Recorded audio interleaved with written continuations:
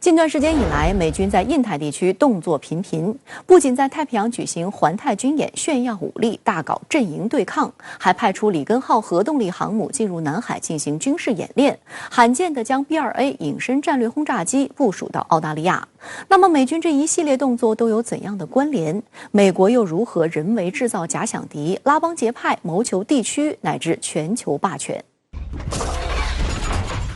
根据南海战略态势感知7月13号发布的消息，从美海军里根号航母 C-2A 灰狗舰载运输机的最新飞行轨迹判断，里根号航母打击群正在南沙群岛以南海域活动。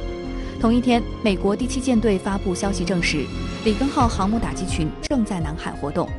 据报道，里根号航母打击群下辖安提特姆号提康德罗加级巡洋舰、希金斯号伯克级驱逐舰和第5舰载机联队，将在南海地区开展海上安全行动，包括空中和地面部队之间的协调战术训练。他们还会与盟友和伙伴一起协同训练，提高互操性。在美军的表态中，仍不忘加上所谓对地区的承诺、维护国际秩序等冠冕堂皇的字眼。而事实证明，美国才是不折不扣的南海安全风险制造者、地区和平稳定破坏者。就在7月13号，美海军本福德号伯克级驱逐舰非法闯入中国西沙领海，解放军南部战区组织海空兵力进行跟踪监视，并予以警告驱离。南部战区还第一时间公开2张现场处置图，其中一张是从咸宁舰上拍到的本福德号远景图，表明咸宁舰当时正对本福德号进行跟踪监视。南部战区新闻发言人田军礼空军大校表示，这是美国大搞航行霸权、制造南海军事化的又一铁证。评论员朱江明表示，里根号航母打击大队进入南海搞军演，实际上就是不停地进行实战化的检验。他在进行军事演习，那么进行一些科目的操练包括和这个所谓美国的盟友的一些这个联合训练。那么这是他过去呢这个为了实战或者说为了未来的这种可能出现的战争态势做出的这种技术性的准备。那么另外一方面呢，实际上他的这个活动，尤其是在南海地区的活动呢，也表明了就是美国方面呢，向咱们这边展示，就是我的这个军舰也好或者说是这个战斗机也好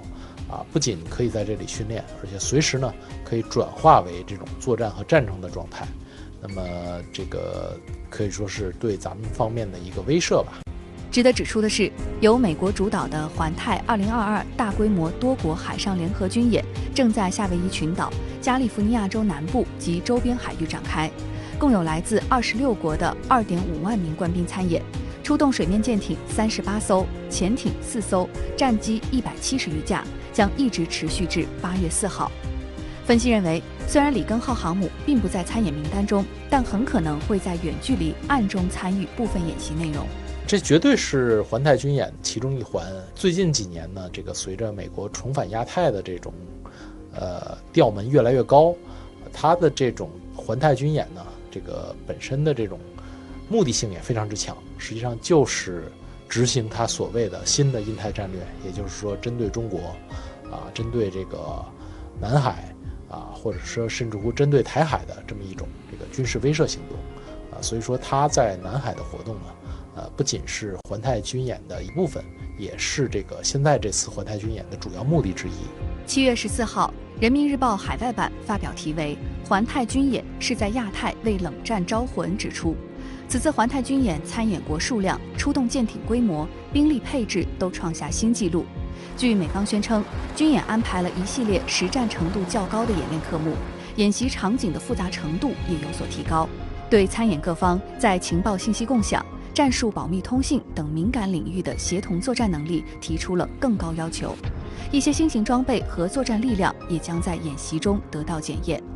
根据美国海军新闻网的报道，美海军参演阵容由林肯号航母打击群领衔，还包括2栖攻击舰艾塞克斯号、朱姆沃尔特级驱逐舰2号舰迈克尔孟苏尔号、2栖船务运输舰波特兰号、6艘驱逐舰、2艘攻击核潜艇、4艘海上无人艇等。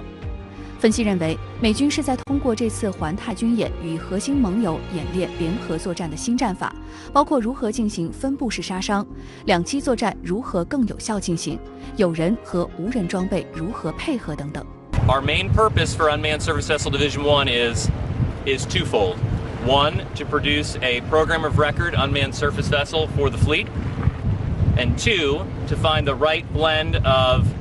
sensors and systems that complement and work directly with manned platforms to make capable, adaptable partners